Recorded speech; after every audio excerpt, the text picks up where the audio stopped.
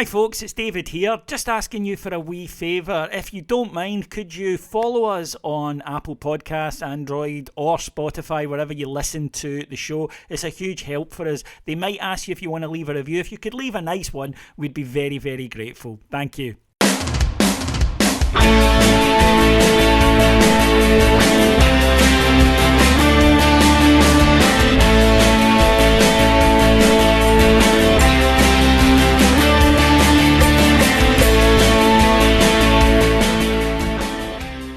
Of all the European capitals that have played host to the landmark moments in footballing history, Luxembourg City is almost certainly the most surprising. But it was here, on the 15th of December, that saw the game's most pivotal moment since 1992, and we are arguably still waiting for one as powerful. Finally, after a protracted legal case that took most of 1995 to hear, a judgment was made on C-415/93. Something that would forever be known more commonly as the Bosman Ruling.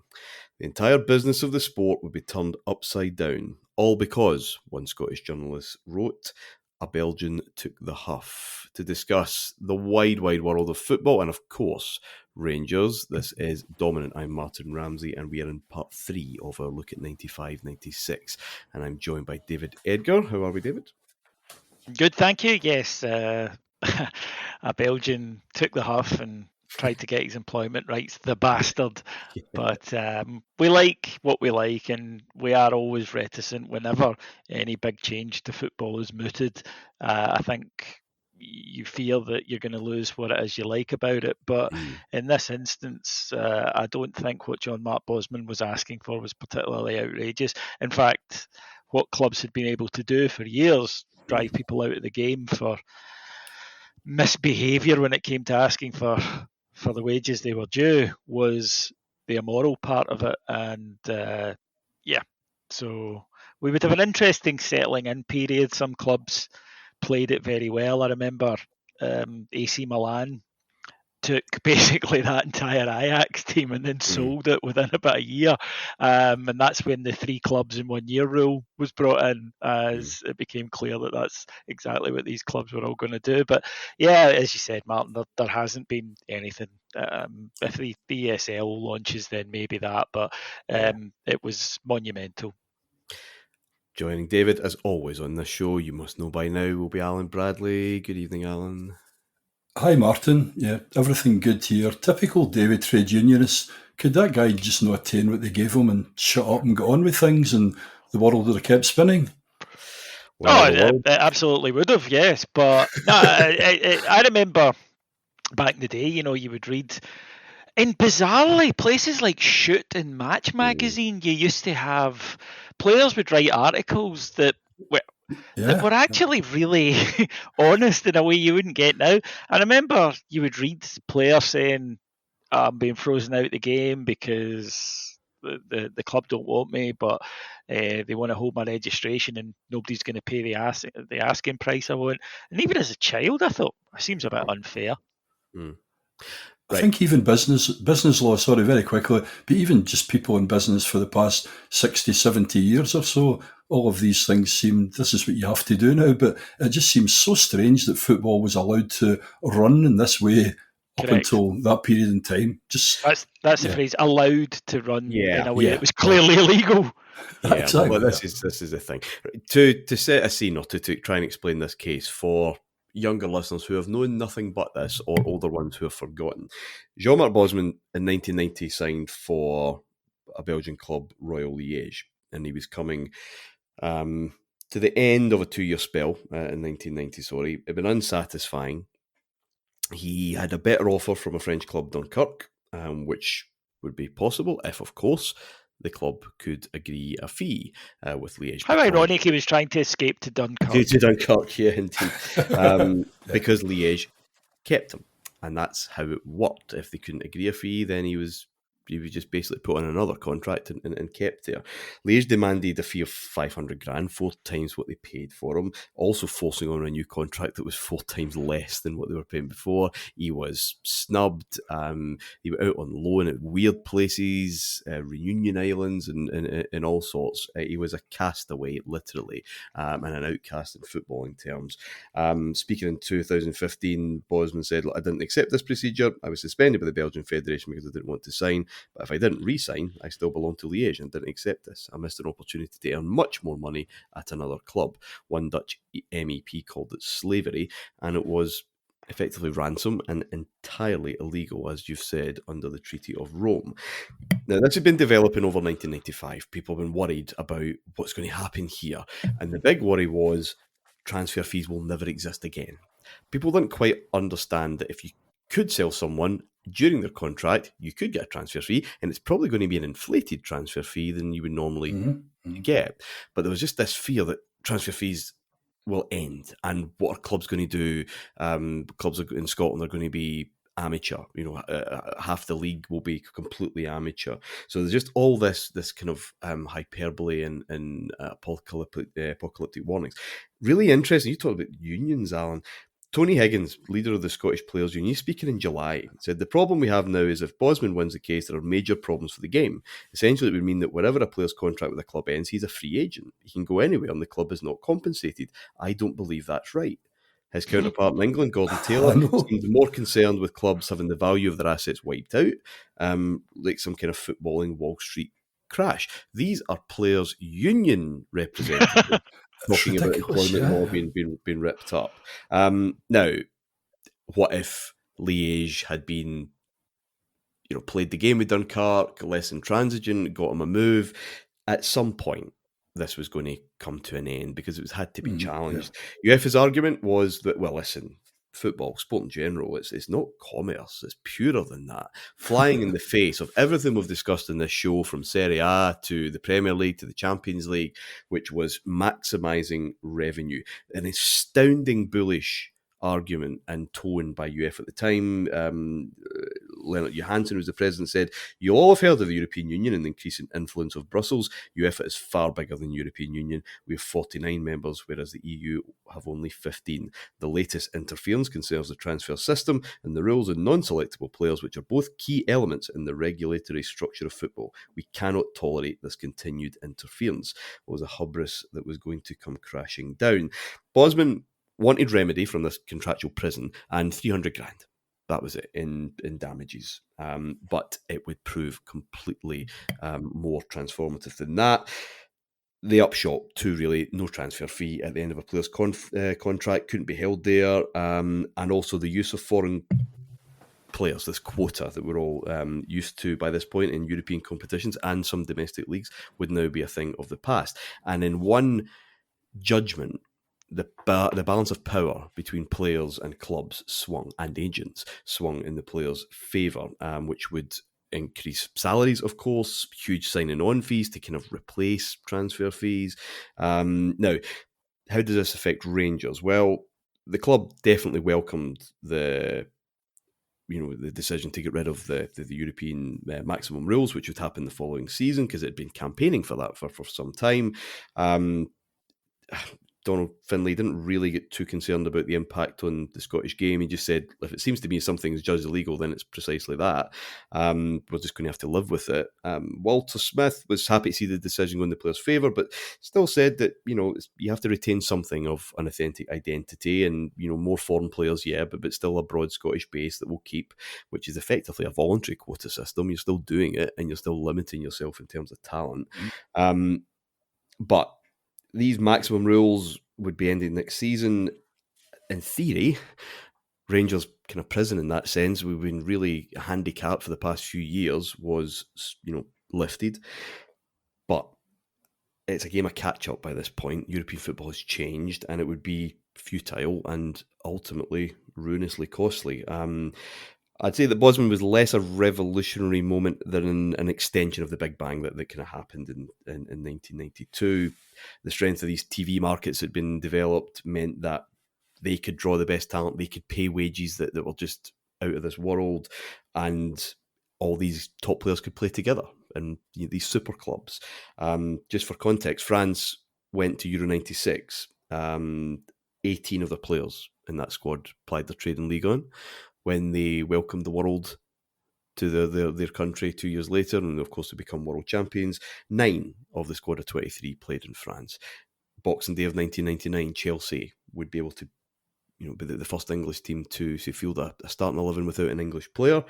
And it's just a huge change in landscape. David, as a fan, it's not a story that's come out the blue, because this has been rumbling on all of 1995, but you finally get this. There's a lot to take in about change. For me, it was definitely the three foreigners thing coming to an end, because that was the Rangers topic.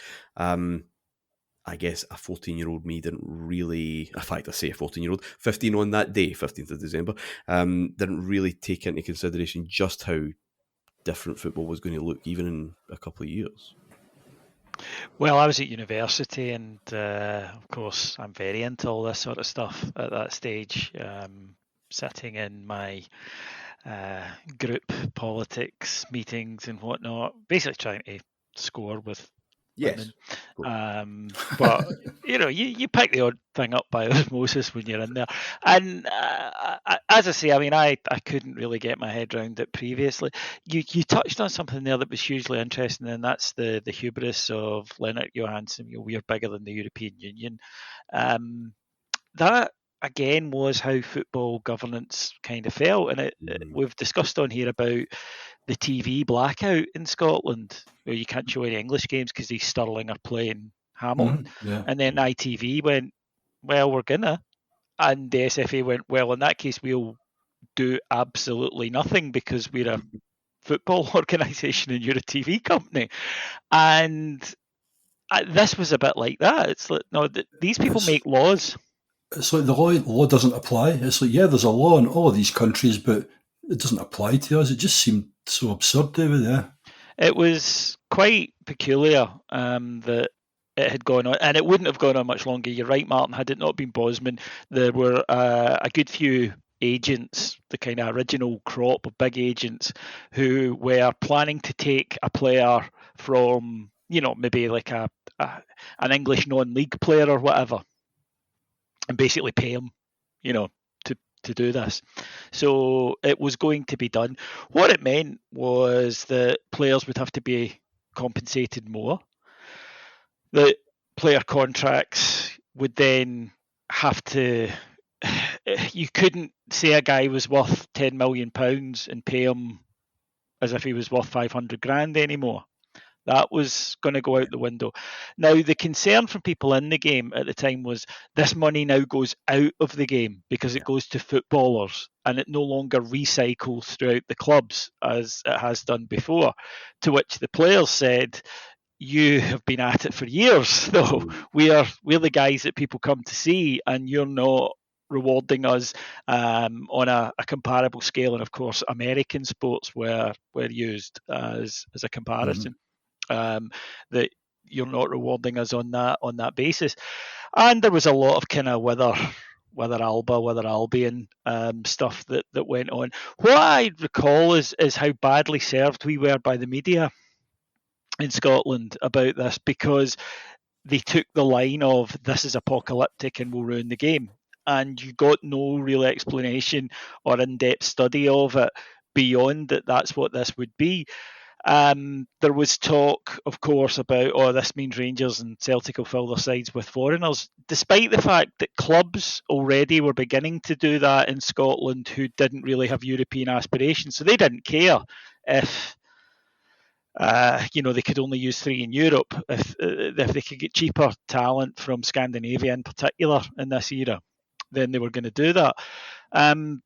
You couldn't expect football to spend its life in a free market world in a capitalist society and say all the time when it suited them, this is, we don't apply to that structure. But then, as you say, Martyn, when TV deals are up for renewal, etc., when there's maximising revenue to be done, and it changed, and it wasn't the end of football. And as I say, initially there were some clubs who used it very well because they basically just bought loads of players on Bosman's and then sold them pretty much immediately and made a fortune. So the first evolution of it was the 3 clubs in a year rule to try and prevent that. And it has changed football to the point that we now know that players tend to get longer contracts. They, at a certain level, obviously, Stenhousemuir are still going to give their players a year's contract, right? But at the top level, we now know that a player's maximum value comes when he has 2 years or more on his contract. That realistically, if you want to sell a player, you need to do it then to get the top value. We know about players leaving 6 months in advance, being able to talk to their clubs, to other clubs, and football has gone on. I think most people would say that they feel that footballers earn too much because it is ridiculous, some of the amount of money compared to the ordinary guy. But the point of it is that there is this money in football, and if it wasn't going to them, it's not like it's coming back to us fans, it's going to the owners. And that's exactly what would be happening, which is why there was this sort of 3-line whip. I felt at the time as a Rangers fan that this would be beneficial to us. Firstly, as you say, 3-4 rule was massive and it was removed. But secondly, I thought this will allow us to do good business because we can pay good wages. And if we can afford to go in and say to, at that time, say to guys, look, we don't need to pay 6 million for you, so we can pay you 40 grand a week. I think in my naivety, what I didn't figure was other clubs could do that as well. If they didn't have to pay a 10 million pound, they could pay 100 grand when we were paying 50. So I think, that there was an upside and there was a downside. But as you mentioned there, this is a big bang, but it's not, it's an after bang. Because it's a natural development of the TV. The TV money was what had taken it away from and would continue to take it away from countries such as ours. This was a universal rule; it applies to everyone, and I think that most people would agree. All these years later, it's a good thing because for the simple fact, I think Donald Finlay hit the nail on the head. It was illegal, and you can't sit there and justify something that's both illegal and, I would say to a great many people, immoral. You can't force someone out of a game because he doesn't want to be. Imagine that extended into all our workplaces. I've got a new job. No, you fucking don't. None of us would like it in our lives, so I don't think it should be fair to be applied to footballers. Alan, we have this generational thing on this show deliberately. Can you remember your perception of the player's case and the whole argument that was raging at this time? And did you have fears about what it would lead to? Or again, were you like most Rangers fans, were like, right, 3 foreigners rules up, let's fill our boots and kind of kick on here? I think like David, I think the primary one for me was the 3 foreigners rule. They were always saying it was going to change, but I did know that it extended really beyond that, and it was about the whole way back, the way obviously clubs kind of held all of the power. And I think we went back to even the Duncan Ferguson one and how people were getting ridiculously small amounts and long contracts. And even the way that they were treated as well. You said about you were 14, 15-year-old at the time. So I'm kind of maybe 34, 35 at the time. I think I was down in London. We talked about it even with some of the guys down, English football fans as well. And again, we just applied that whole kind of business one. And it was, hold on a minute, Alan, you've got a contract here, but when your contract's up and you want to go to company Y, you should be able to do it. And without them saying they need to pay money or, dictating ridiculous terms. So I think I saw a wee bit more. I didn't look at that like you guys tend to do. Okay, 3 foreigners rules going, what will the implications be now? Look at Scotland's reducing power within that market. I probably never made that one. But I thought what was really interesting too is even looking at the Bosman case, that you said, Martyn, he was treated as a pariah, obviously within football. His lawyers originally said to him, probably 2 weeks, Mark, should do the job. And obviously it took surprise, surprise, it took an awful lot longer. But I thought what was really ironic as well was he then went to, I think it was a kind of, it was banned from obviously Belgium, but he went to a kind of lower league French team who unfortunately went bust. He then had other clubs looking for him, but surprise, surprise, they had their 3 foreigners. And I thought that it all just seemed to kind of come back on him. And again, within the football clubs and so on, again, pariah, it was actually talking about trade unions. It was actually the FIFPro International Trade Union for Footballers that he came on to hard times later on in his life, which is a shame. But sad story, isn't it, really? He ended up obviously with alcoholism and so on. He got the 350,000, I think, Swiss francs compensation, but it was so sad. But the other one too is, so we've talked about the balance of power.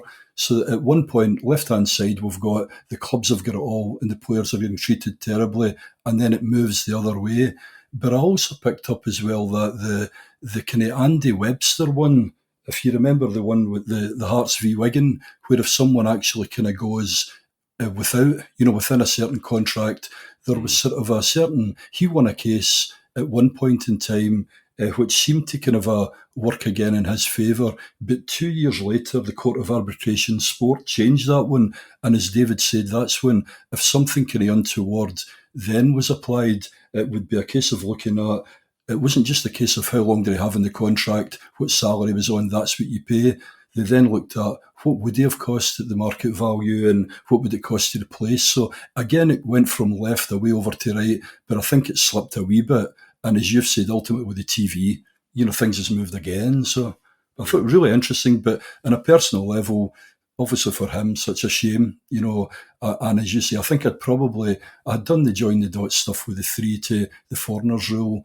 The other one too was that whole, it's HR now, but it would be personnel. Even the way clubs were treating people before, you just couldn't do that. Again, the business rules and even if you got competition law further down the line, again, that just seems to kind of get me all the time, the way that, I don't know, football, and it's just the way Leonard Johansson went on, and even Tony Higgins and all that. We used to laugh as well about, even in our business, the guy that's the pain in the backside and he's doing so well at the union, suddenly we promote him and put him in some managerial. But for the likes of these trade unionists to come out with that stuff too, like David said, the papers as well, shows you how ingrained it was that footballers just were commodities. Corinthian commodities. The way that there's your union, both Scotland and England, worried about how this affects clubs. Mm-hmm, The immediate impact, again, not really for Rangers. John Collins would leave for nothing in the summer to Monaco. Ian Jess, an interesting one. Sampdoria apparently and Torino as well were looking at him, but picking him up in the summer as a Bosman, but he was desperate for Aberdeen to get a fee. So that's why he went to Coventry in the February, I think, for $2 million. Why Coventry paid $2 million for him when they could have waited? Well, at that time, there was still a suggestion that Britain would be treated the one kind of unified market because it had treated its players like that, because technically even in domestic leagues you had a maximum of foreigners. It's just English players weren't counted as foreign. There was a kind of neither were Republic Island, Wales, Internationals, whatever. They were all treated the same. So it's whether the freedom of movement would really apply within the same market. So there's a kind of grey area for a while before that I said no, it's going to have to apply all through. Anyway, back in the real world, Rangers were toiling a wee bit without the suspended Paul Gascoigne, a 1-0 win over Thistle and a 0-0 draw at Fir Park on Tuesday 19th of December, a game shown live on Sky, and it meant that the gap at the top was only 2 points. But with a freezing weather, lack of undersoil heating, and for Celtic's opponents, meant that they couldn't play again for the rest of 1995, and Rangers had the chance to put on some good old scoreboard pressure before that next Old Firm game, and with Gascoigne back, they duly did. A 3-0 win over Killie on Boxing Day was followed up with a visit of Hibs to Ibrox on the 30th of December. Hibs, of course, being the only team to have beaten Rangers thus far in the league, and a game that was billed as the battle of two goalkeepers, the two Scotland goalkeepers vying for that place come Euro 96, Andy Goram and Jim Leighton, of course. And as it would turn out, one would have considerably a busier day than the other. At half-time, the boos were ringing around the stadium, but not for a poor Rangers performance. It were for referee Dougie Smith, in charge of his first ever league game at Ibrox, and deservedly so. Rangers were 2 up, getting back into that full flow. Gascoigne had a great chance, made a bit of a meal of it, went too wide past Leighton, and his chance went a-begging, picked himself up. Noticed that the referee's yellow card was in the pitch, picked it up, ran over to Smith and comically branded the yellow card to him as it had been done to him so often thus far this season. A festive joke, but one that Smith felt had embarrassed him. And again, with so much pressure on referees following that Robotham incident in November, he immediately booked Gascoigne for real. Everybody found this an embarrassment. Jock Brown even on commentary, and yeah, it was clearly ridiculous and not quite shared as it would be now virally, but it was talked about all over. It made Fantasy Football League. Exactly, indeed. Derail Rangers, however, they were imperious that day. Slightly lopsided, no real right wing back because of injury. Ian Ferguson was playing out there nominally, but he was drifting in all the time. But Rangers were superb, and the movement was matched by the passing. Gordon Durie had come back deep for that first goal, which Charlie Miller scored, before helping himself to 4. Maybe a sign of how Rangers would play in that final glorious game of the season. Walter Smith described it as as good a 90 minutes as we've ever turned in, and Gascoigne got one of the others in a 7-0 win. And the Gascoigne goal, I don't know how many times I've said this in this programme already, but it was individual, it was sublime, it was spectacular, and we hardly even remember it because it happens so often, and he's obviously going to do it when it absolutely matters at the end. But this is now becoming a collection. Alan, it was a cold old day, but we got our money's worth that day. Yeah, I was driving down to London, listening to it on the radio. We had one of those internal our sales office in Blackfriars. Some of the guys went in over Christmas and they came up with a wizard wheeze. Why don't you take Margaret and Lara down to London for a week? They can do the touristy stuff. So we actually drove down rather than paying for them flying. So I was actually driving down listening to the game. And then obviously we were down there for a week. But see, in that case, Alan, you shut up because I was there. And first time ever. Yeah. This is one of my favourite games of all time, genuinely, for loads of reasons. Firstly, you were right, Martin. You said it was cold. It was so cold, in fact, a pipe burst at Ibrox and delayed kickoff for 15 minutes. Pipe froze. And that had a knock-on effect, and the game was delayed for 15 minutes. It was dry, but barbarically cold. That finished Dougie Smith's career, because even the SFA were embarrassed by it, because it did get coverage all around the world, and it was quite clear that referees were now at DEFCON 3 with Gascoigne all the time, that he intimidated them by his fame. And they didn't know what to do, and they didn't think clearly. And if you ever want a textbook case of someone being refereed to a different standard, it was Paul Gascoigne, because they didn't know what to do. They didn't want to be accused of being too soft on him, a la Robotham, but equally they didn't know if they were coming or going round him. They were intimidated, I think, by his celebrity. And I mean, this here is, it's not even cheeky. It's just, I mean, he's not even smiling or anything, or, pulling a silly face. He's just running past them.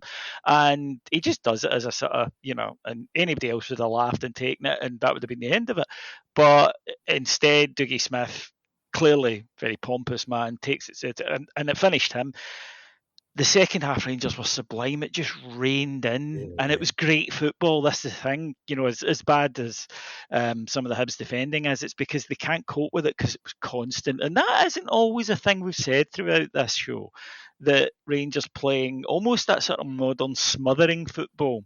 We're clicking. Well, the other team just... Yeah, they just couldn't get out, and Rangers had the ball constantly, and so many talented attackers raining goals in.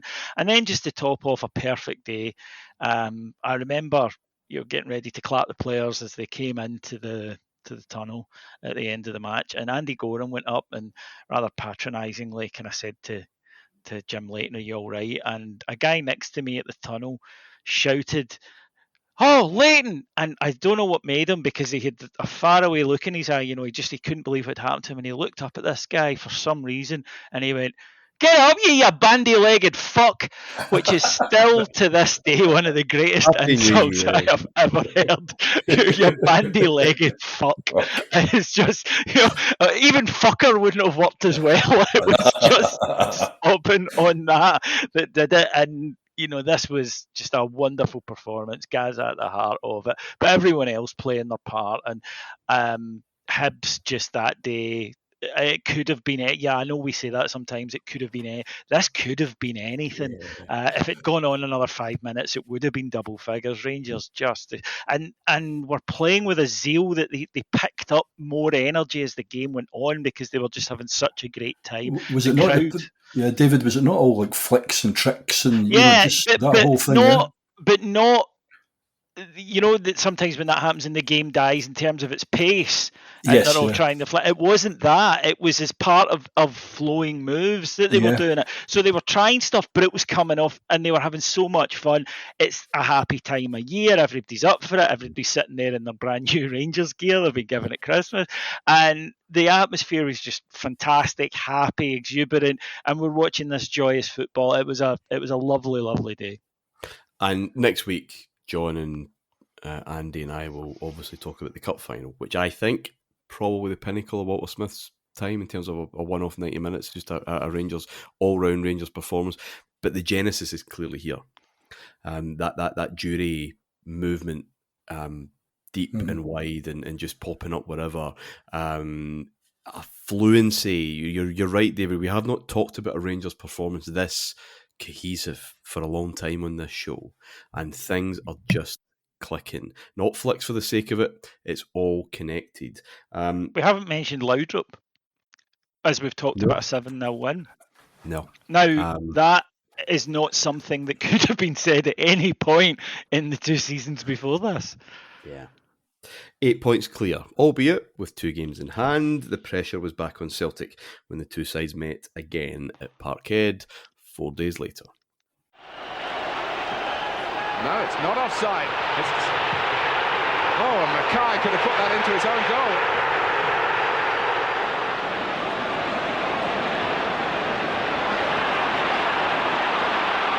Laudrup. He's leaving Celtic in his wake. Brian Laudrup, in the end, under pressure.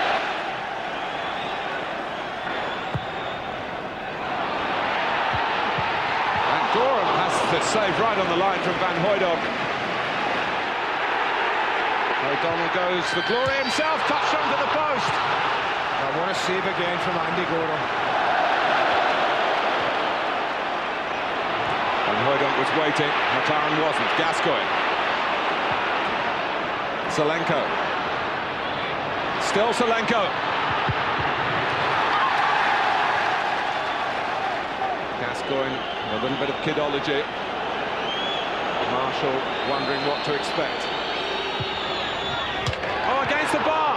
Marshall had no answer, and the crossbar there came between Gascoigne and a goal, and between Celtic and defeat. Okay, so Celtic had been in good form before that freeze, the 2 games postponed. They had a 4-0 win away to Hibs. We just talked about beating them 7-0, of course, on the 9th of December, that being the highlight of the run. Graham Spears wrote in The Scotsman, Celtic simply played lavishly here. Theirs is an increasingly convincing cause. Someone whispered it last night. Celtic for the championship? And after Rangers' 7-0 win over the same opposition a few weeks later, less than glowing. And inspired Rangers, yes, of course, but what an embarrassment for the Scottish game to have this murderous scoreline adorning its season. Some of us were cringing amid the ringing celebrations. Okay, the New Year game, though, many felt, look, Celtic have to really get this right. After it, Tommy Burns made his way into the press room despondent, and he simply said, look, when I pass away, it will say on my tombstone, Andy Goram broke his heart. I think he's the best keeper I've seen for forever. Now, the 0-0, it wasn't. How could it possibly be like the 3-3? But it was still quite an entertaining game.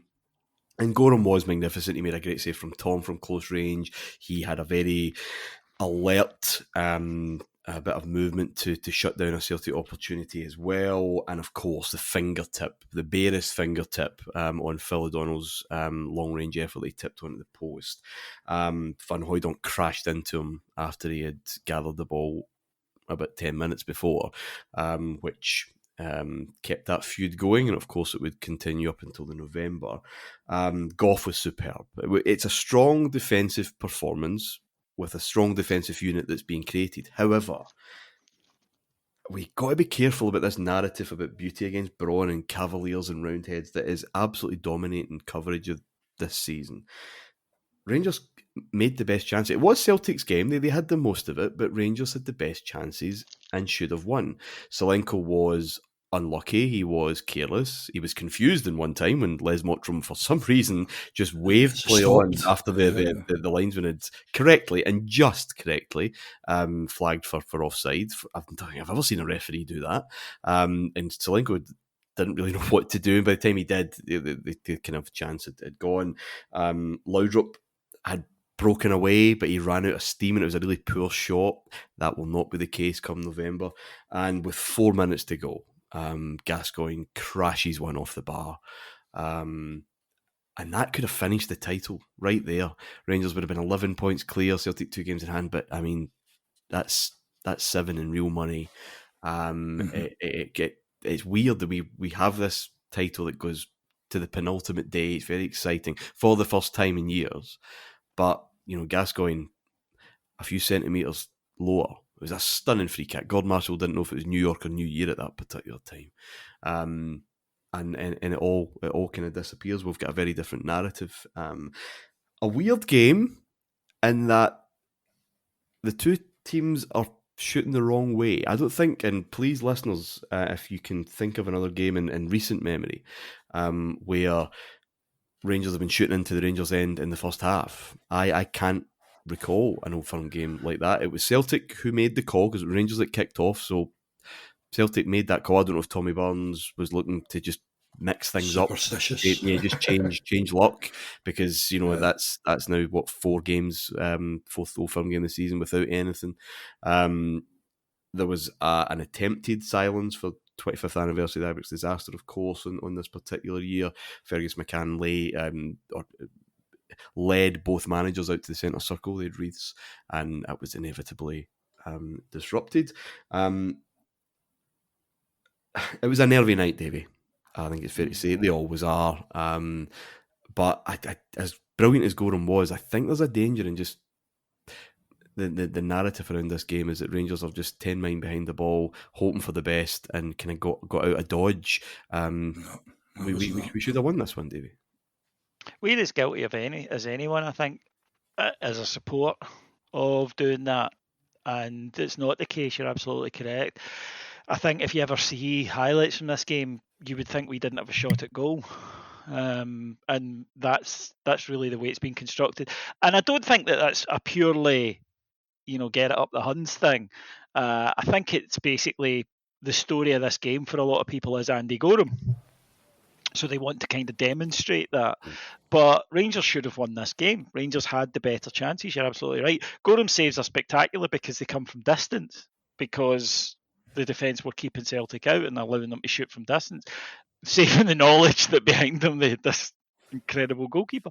So, yeah, look, I think that it was a decent game in patches, and in other patches, neither side were really able to get anything going.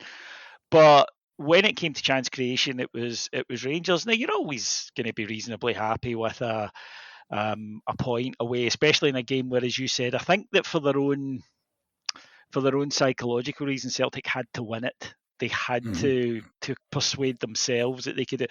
They knew that they were back in inverted commas ahead of the rest of the league, but we were the great test for them. It was on their own mid, and it was all set up for them. And there had been a lot of interest put forward in them. I think as well, what Tommy Burns says when he walks into that press conference, it's a great line. and it has been allowed to cast, if you like, almost the final decision over that match, which wasn't, I'm sure, his intention. And if anything, it's a huge compliment to Andy Goram. It's not, I don't think you can take this remark and be offended by it. But I think that what it has done is it's sort of overshadowed what actually happened that night. There's maybe a sense that if you're Rangers in that era at Parkhead and it's 0-0, then it was all Andy Goram. But at the other end, Rangers really should. By the way, I'm not one for Celtic's conspiracy theories, but I can only go on what I would have been like had a referee in an Old Firm match overruled an offside. Behind the line, he's behind the game, obviously. It's a stunning decision. Didn't he have a few? Wasn't he the guy? Martyn was the boy at Thistle. At Partick Thistle, yeah. Yeah, when the ball came off the stanchion. Dundee United, I think. And the Dundee United boy picks it up. Yeah. But the Dundee United boy picks it up and throws it up to the halfway line, and he doesn't give the goal, but he doesn't give the penalty either. So I think he had that in his locker. But as a match itself, it felt sort of strangely inconclusive, I thought. But I've got to admit, the way that we've discussed this throughout this era, it never really occurred to me that we weren't going to win the league. I just knew that we would outlast them, and I think that another result like this sort of suggests it. But this felt almost like a comma rather than a full stop or an exclamation mark. We have a title race, and it's continued, isn't it? I mean, that's the takeaway for the game. Alan, the Burns quote. Yeah. Probably does give the Goram legend for this game maybe something else. It's a great quote, for example, and that was everywhere in the papers the next day. I think he followed it up with, don't worry, I'm taking a contract out on him. So this is gold for the media, I suppose. But yeah, there's starting to be this narrative, and this is not the last time we will talk about an Old Firm game around this period in this fashion. I think you're right, Martyn, in terms of the headline. It was a cracker. But if you look at, for example, the semi-final with 10 men, where we were getting battered, and some of the saves Goram had, maybe after the Leeds game down there, and then we go up again, defending like mad. Durant puts the one in. So, as you say, I think it was a nice one to do, but there were actually other games where I think we were maybe more under the cosh and probably making sort of more great saves. But no, overall, as you say, it was to be honest with you, it was really them. They had to really do it.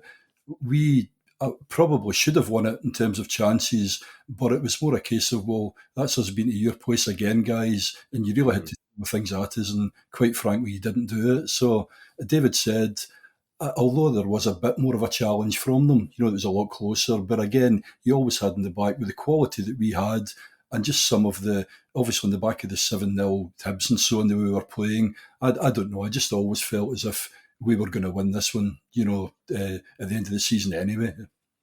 As long as we keep our noses in front, I suppose. Yeah, it's a good point you made, Alan. I think the narrative about Goram in Old Firm games has been set by those games in round 92 and then into 93. But it's also to be noted that Goram's back now, because there were big doubts that he was going to be able to come back and look anywhere like what he looked like in 92-93.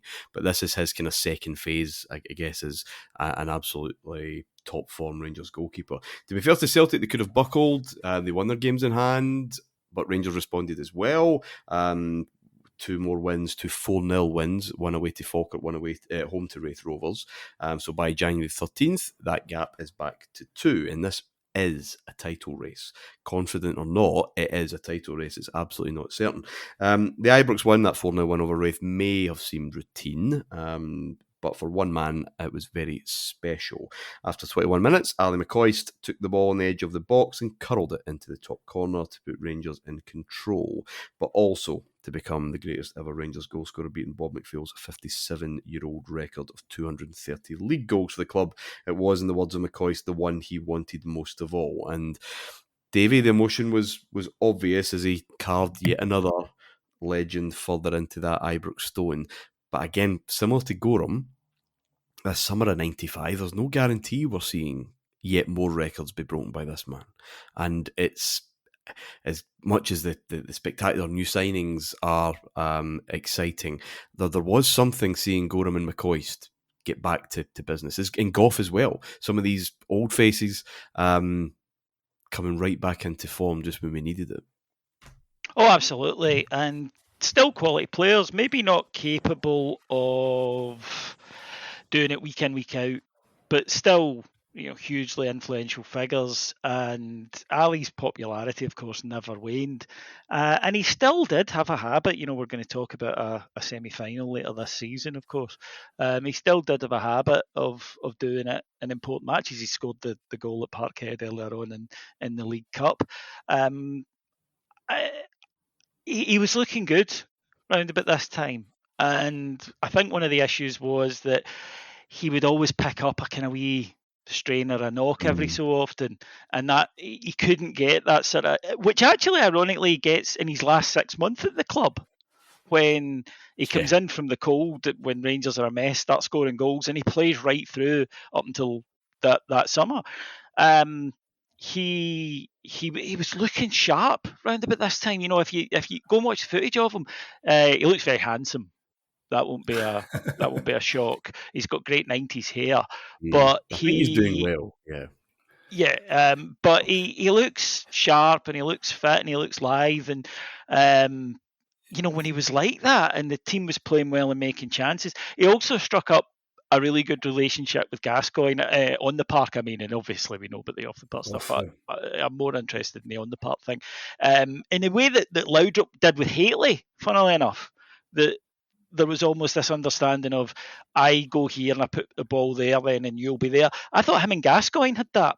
And we'll see it in the some of the later matches in the season. So I think that he was looking good and sharp, but every time he just seemed to be getting, and it wouldn't be a serious one, it would be a 2 week or a 3 week, but just enough to knock him out the team. And unfortunately for him, you get knocked out this team, there's no automatic path back in. No. I think with me with McCoist, I think he ends up with 20 domestic goals that season, so he still does well. But what was great is obviously Jury sprinkled a lot as well. You've got Laudrup and Gascoigne too.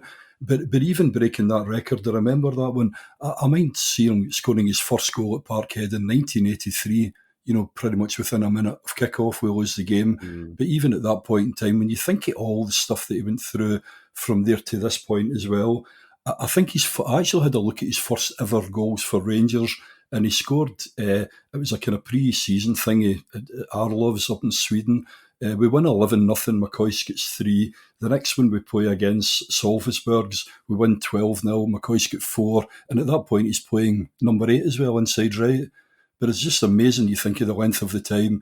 And I think, Davey, probably you're the same as well, Martin. I don't think there's a Rangers player that's ever given me just so many wonderful, memorable moments. Yeah. Just amazing, yeah.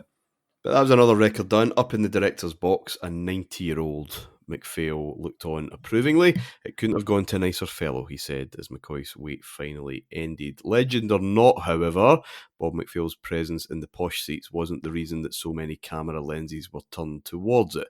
There that day too, it was hoped, was a Rangers scoring legend of the future, sat next to his impossibly glamorous wife. Gentlemen, go and boil a kettle as I try and explain what happened with this. I'll get your thoughts in a minute.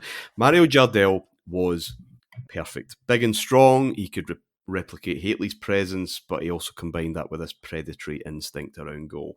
With the big man, little man double act on its way out of fashion, the Brazilian was a strike partnership all by himself. Rangers had done a deal in November with Grêmio in Brazil for 2.7 million. It was announced in late November, at a time where the club was kind of swimming in it. £4 million profit from the Champions League was announced at that time, as well as a £15 million deal with Nike, which would start in 97-98, half of which Rangers got up front, £7.5 million right there and then. His final game for the Brazilian club was supposed to be against Ajax in the World Club Cup final in Tokyo in November 28. Now, he scored 41 goals in 49 games for Grêmio. They lost in penalties. Jardel missed a couple of good chances in normal time before he was subbed. But still, the excitement was high. The Herald reported that Jardel should join Rangers within the next month or so, and it looks certain that work permit problems won't affect the giant striker, who apparently has dual nationality like so many of his countrymen. Only last week, Porto played 5 Brazilians against the French champions Nantes in the Champions League. All of them had Portuguese passports, and if that also applies to Jardel, as seems certain, then he's a common market resident and can play in Scotland without a work permit being necessary. Apparently, as it turned out, was a word that was very much operative. Look, Rangers were assured by Jardel's reps that a passport would be no problem, that his supermodel wife Karen possessed one. Well, unless you can play up front, that wasn't really relevant. Instead, it became clear that it was very much a problem. It's actually harder to get than people thought. You had to have a close relative who was Portuguese, parent, grandparent. And Jardel didn't have those family ties. And Rangers, in January, Rangers were therefore forced to kind of admit defeat on the passport route, and they would have to go down the work permit one, which was far trickier. The issue is here. Scottish League had 10 work permits for non-EU players, and they were all taken. Now, Rangers held one. I think they actually held 2, because Petric must have had one. Clubs couldn't have more than 2, by the way. But Oleg Selenko had one. He's Russian outside the EU. So how about we get rid of him? Straight swap for Peter van Vossen for Istanbulspor. Now, Van Vossen's a Dutchman, therefore he has a passport, no problem there. Superb. A wee bit of word on Selenko. Stuart McCall says, look, he never really mixed. He would come in and he would disappear, and he's always kind of destined to be here for a short time. I think any notion that Selenko's a flop is harsh. He played 20 games by the time he left. He scored 8 goals. It's hardly a disaster. I just don't believe Smith cuts him loose if there wasn't a kind of administrative imperative on his mind. But even then, with his departure, the chase for that work permit is far from done, because they're not transferable. Rangers don't own it, and therefore can give it to whomever is next in their line. The Scottish League had to alert all clubs to this space, and then if someone else wanted to fill it, convincing cases would have to be made to the Home Office. Now, that was a problem as well. The normal rules were that a footballer had to have 75% of his national team's appearances in the last 2 years. Jardel had exactly 0 caps for Brazil at this time, so any work permit case is going to be up against it. In the end, it was Kilmarnock and the 22-year-old Ghanaian international Sami Ajayi who kind of halted the move. Now, Ajayi was only a trialist. He was only there for a matter of weeks, and then the work permit was available again in March. But by that time, Smith had, he'd more attacking options, and he was content just to leave Jardel for the summer, but he never did, and the moment passed. Now, fans, historians, pundits at the time, we can maybe place too much emphasis on the importance of one transfer, as if it's the magic bullet to success in a team sport is just a check and a handshake away. But I think the case of Jardel and Rangers is almost too tempting to pass up. He wouldn't have lasted much longer than 3 seasons. I think that's fair to say. He said, I don't have to spend the rest of my career in Scotland. This is in Tokyo, by the way, after the final. But while I'm there, I will make sure the club and their supporters are satisfied with my performances. No other club offered as much money as Rangers. Their salary is much bigger than I imagined I would earn. I do not know very much about Scottish football, except that it will be cold and wet. But when you're paid such a wage, there's no point in moaning. So it's hardly the words of a man wanting to put down roots for the rest of his career. I think Ajax's Danny Blind, he bemoaned the move. It's a shame he has to join a physical team like Rangers and puts money before football. So eventually the lure of somewhere a bit more glamorous than Govan would have been too much. Archie Knox later suggested that, when Jardel had come over, because he obviously photographed him and Karen, he did a bit of training, and he was pretty poor. He couldn't trap a bag of cement. Some of the other players have suggested it was never really destined to be a success. But this, despite the rain in the west of Scotland, it's difficult to accept. Jardel would go to Porto in the summer of '96. He'd play for 3 clubs where that red tape wasn't quite as stringent as the UK.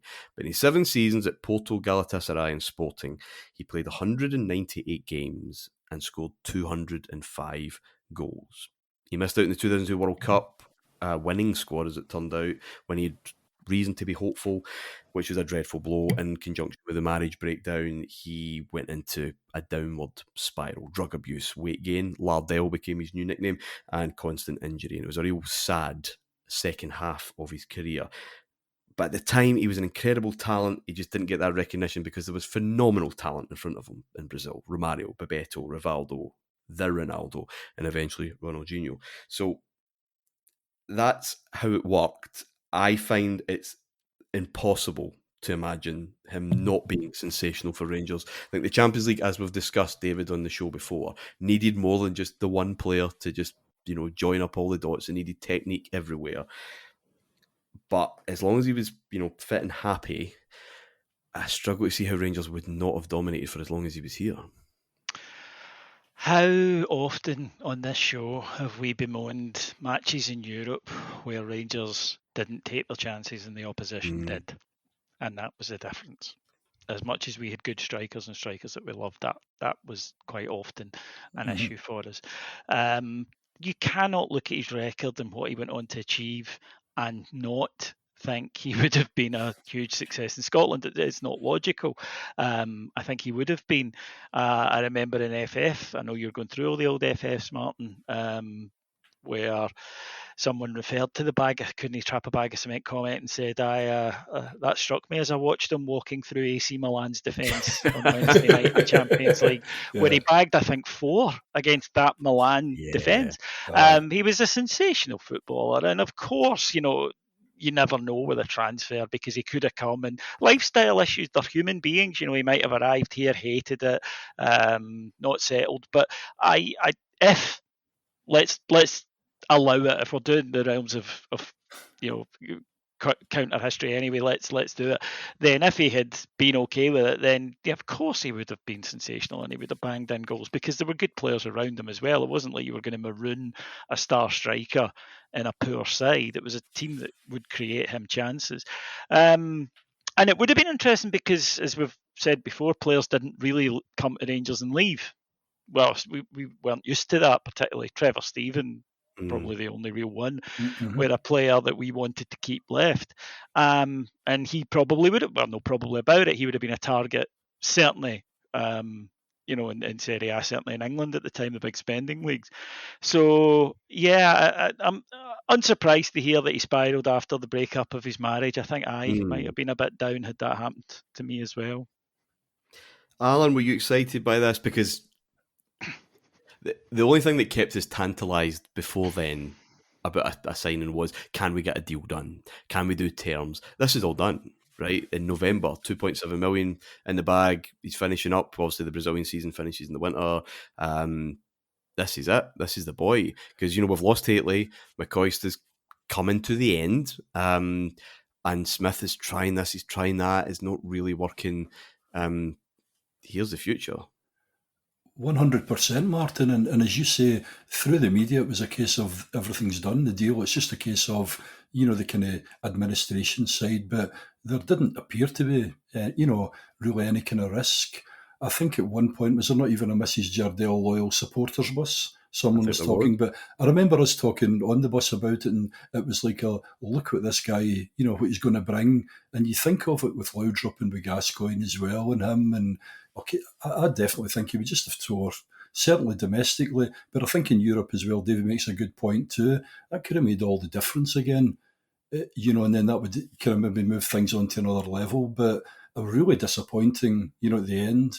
I think in the end, obviously, we've got Peter Van Vossen, we got Eric Bo Anderson type on the next one, but who scored a fair number of goals. But no, to me, Jardel definitely looked like quality. And as you say, just managing by fact and looking what he did after, when he couldn't come to us.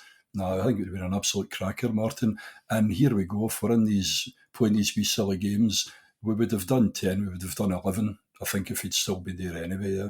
Yeah, it's one that still keeps me up at night. But don't worry, we'll go back to South America, and I'm sure the next guy we get is totally fit and ready. And aside, I'm not joking here. My aunt is Brazilian. My uncle was in the Merchant Navy, and he lived in Rio and he got married, and they live here now. But Rangers were frantically trying to get her to be an interpreter for him. What could have been? I didn't know that until I was researching this story. But anyway, so you mean it was like you mean it was like a prototype Salim Kerkar? Possibly. Boogie's mate. We need a pal for him. So. I can look at this as more of a hiccup than a crisis, said Walter Smith after the visit of Hearts on the 20th of January. Doubtful if even Jardel could have saved the points. This was a freak. Probably the only time this season, domestically anyway, where Rangers looked at their kind of calamitous, worst from the previous couple of seasons. Apart from a later visit to Tynecastle. Yeah, but this was really, really...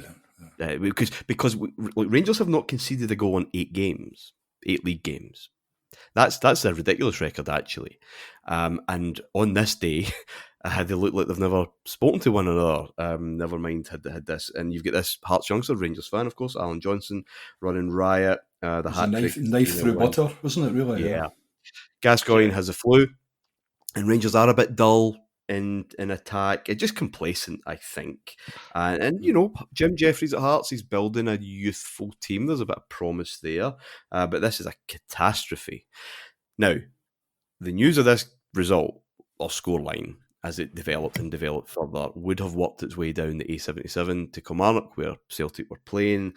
And if they got a goal, they would have been top of the Premier Division that night. And who knows? You're talking about being absolutely sure. I think there's a John Cowden-esque revisionism about just how comfortable we were throughout this entire season. And this was a moment that could have really asked the big questions of this Rangers team, because we're never really behind as the season develops. But they can't. It's 0-0. And it's one of these moments where they will just freeze when they absolutely have to go and take the chance. And look, defeats make all the headlines, but so often it's draws are the silent killer of championship hopes in Scotland, and Celtic would have 11 that season. Alan, that was not a fun day. I do remember, I vividly remember that morning. I'm just kicking about the house, waiting to go. So I've got a bad feeling about today. I don't know why, because again, this is a rock solid team in terms of our defensive kind of security.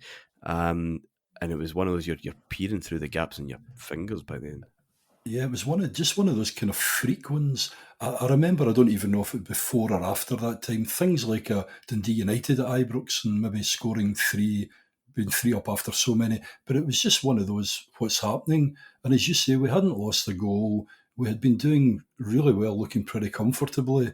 And I don't know. I think in particular, one of the goals where he's just Johnston just kind of goes through and puts it away. I don't know. It's one of the strange ones. I think, again, as you are aware, obviously, of Celtic too, and you are kind of worrying about it. But again, through a season, you do occasionally just go, hey, it was an absolute horrible day at the office, But as you say, I remember the atmosphere as well. It was pretty weird too. Again, there was a decent Hearts support again. Well, because at that point in time, they still took a fair amount, didn't they, down? So yeah, they did. Yeah, but Celtic didn't capitalise, and we're just ahead. Highland League side Keith, bless them, they provided an opportunity to get that defeat out of the system. Scottish Cup third round tie, moved to Pittodrie for security reasons. 10-1. Clyde would make Rangers work a little harder, but it was 4-1 in the end.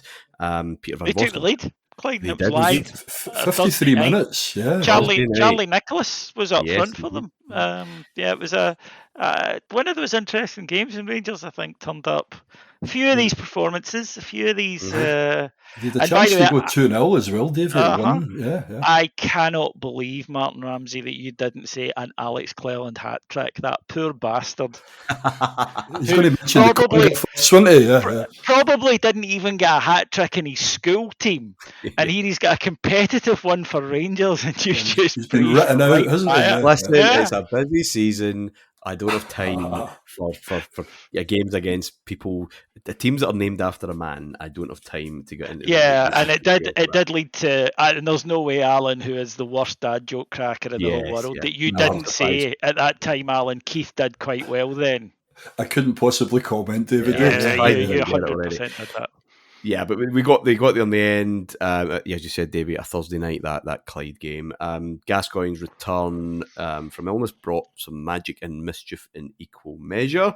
Rangers took the points in the next couple of league games. Firhill, Gascoigne dominated He scored 2 brilliant first-half goals and a 2-1 win. He was being subjected to taunts about his weight, and when he scored the first, he jumped over the advertising holdings to the big Rangers support behind the goal, made this big belly shape with his arms. The referee, Jim McGilvery, felt compelled to book him. He had to, according to the rules, or the laws, should I say, even though he wasn't inciting anybody. He was quite sheepish about it. He said, this is ridiculous, but I have to do it. But then maybe showed a bit of leniency later on. Gascoigne's elbows yet again in the news. Young Billy McDonald, another number 8, but this time for Thistle, was on the other end of his arm, and then seconds later just tried to take his legs away and saw a straight red. Cue hysteria about the Gascoigne treatment. Some saying too harsh because of that booking, some too light, he should have been sent off. He's been booked. That's a booking. Why hasn't it been sent off? And referees, just you said earlier, Davey, this guy's too famous for them. Harsh or lenient, they just don't know where to go. McGilvery retired, like the next week, just citing the impossible pressure placed on Scottish referees to control matches. Thistle chairman Jim Oliver demanded the game be replayed. Obviously, it wasn't. That's practical. Yeah. Now, Gascoigne was fouled for Rangers' penalty the following week at Ibrox, beat Motherwell 3-2. It was a late penalty, 13 minutes remaining, 2-2, and he got booked for celebrating the foul, celebrating the word of a penalty.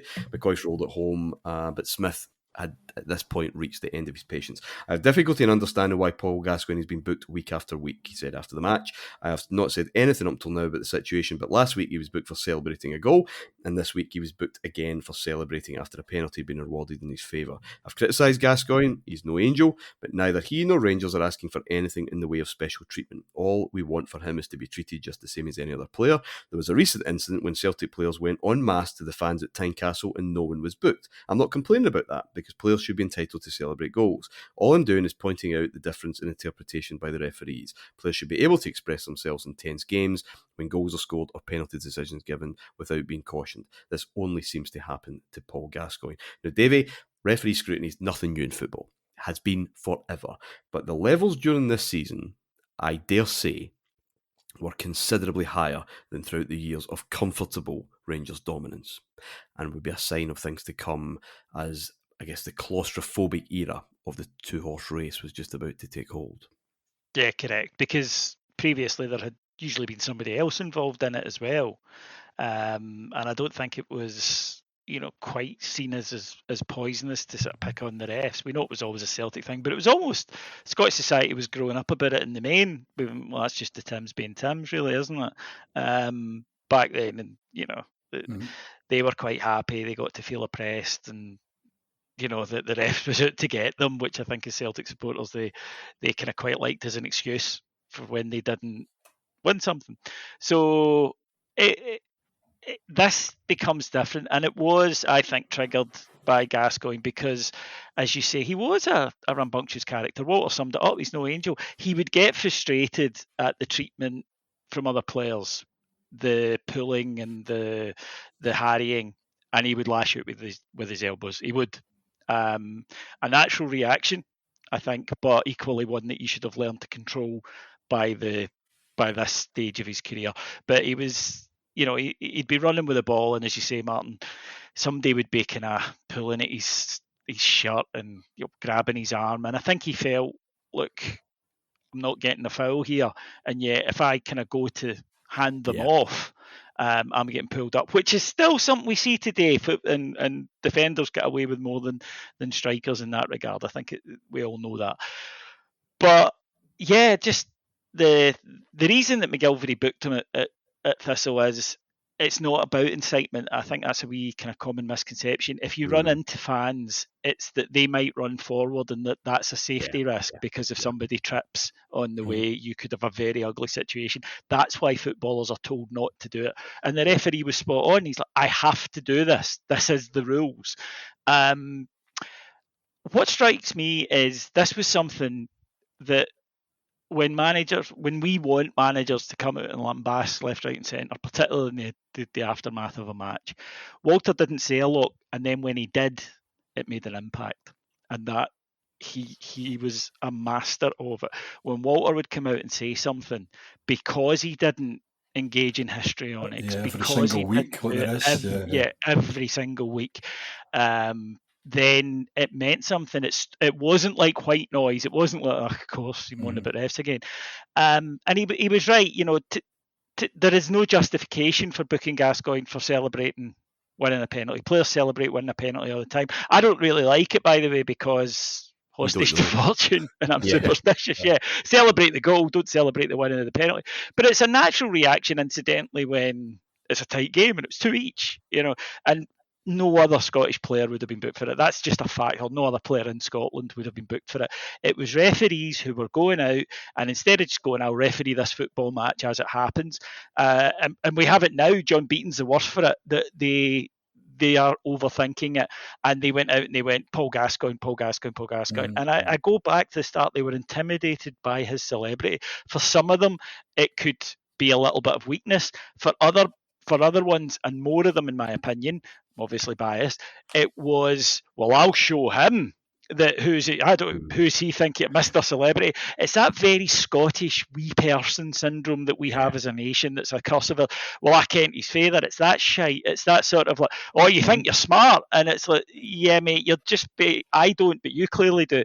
It was a projection of their own insecurities onto him, and he had, unfortunately for him, a wide enough celebrity and fame that they could project all of this insecurity onto them. So I think you did have a lot of referees going out, well, I'm not going to. And then after the Robotham game in September, I think they were all determined that it wasn't going to happen to them. But when we're getting to the stage of players being booked for non-bookable offences purely because it's him, when it happens once, then that's the referee. When it's happening 3 or 4 times throughout a season, as it does, then clearly this is an issue that the group of referees have, and I think you feel for them a wee bit because they'd never seen anything like this. I wasn't about when George Best came to Scotland, so I don't know. This was just completely different, and it wouldn't have been an issue if Rangers were 20 points clear, or to be fair, if Celtic were 20 points clear. But because it was tight, but I just go back to Walter's utter mastery that I didn't really give him.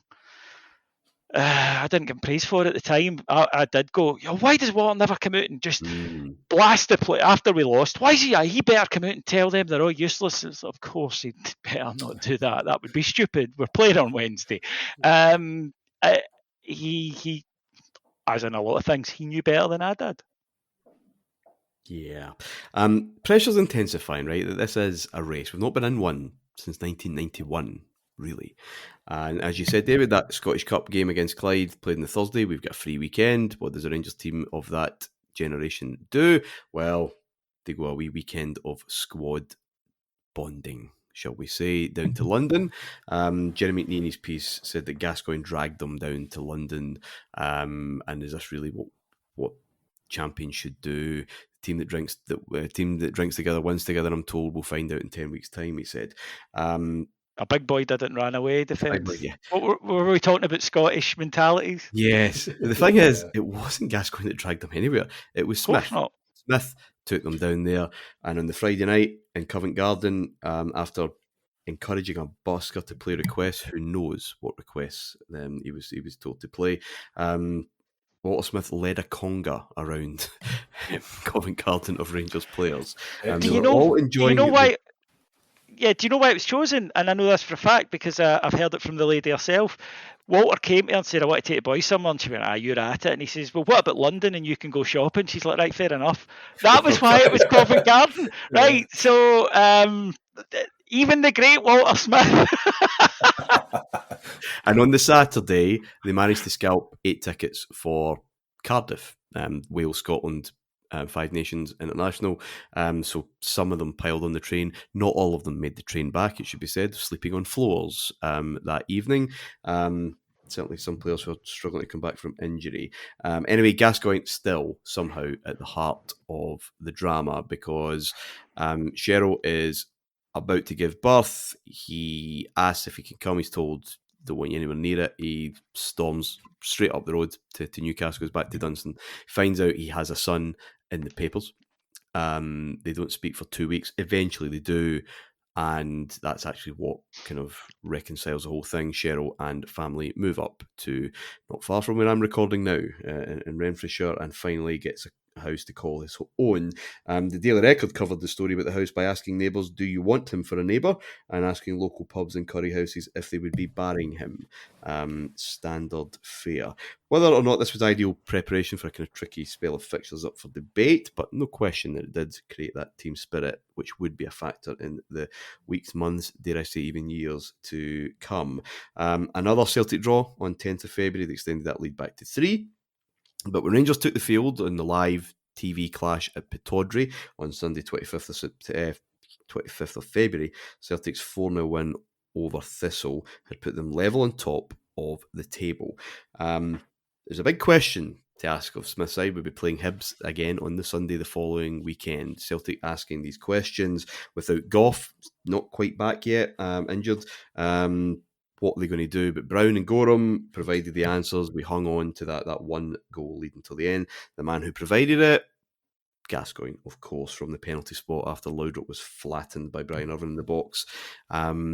Despite a torrent of things going around his head, Alan, personal and professional, reading the Sunday papers before he's playing, he slotted that penalty away as if he was in the schoolyard, which is really the essence of Gascoigne. But that's a big win. I think that win is, I think, forgotten about a wee bit because, you know, game in hand, yeah, but they're level and it's a traditionally tricky, you know, one to go to. I think the way we celebrated, obviously the players and obviously ourselves and, you know, the fans as well, we knew it was a biggie. It's funny you mentioned that as well about Gazza when all of the other stuff's going on, the way he just does. You know, you always talk about muscle memory, which is, but I remember even years ago in some course, and they actually showed the example of, which would come through obviously when Scotland played England and that famous goal. And it's as if when all of that other stuff was in the go, he had this great ability to, as you say, I don't know, just flick a wee switch and play just as he played football. So again, even when Gazza's going up to take those penalties and that, you just felt confident, didn't you? That no matter all the other nonsense that was going, I don't know, that seemed to be just his space, and it was just wonderful to watch it. But no, I think that game in particular, it was a toughie.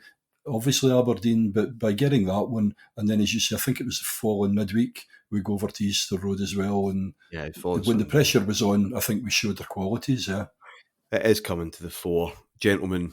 It's been another long one, but this season just has so much to try and pack in. I think we've done well. Thank you, Alan. Thanks, Martin. Enjoyed it. Thanks, David. Thank you, David. Absolute pleasure. Yeah, very enjoyable time and always fun to discuss.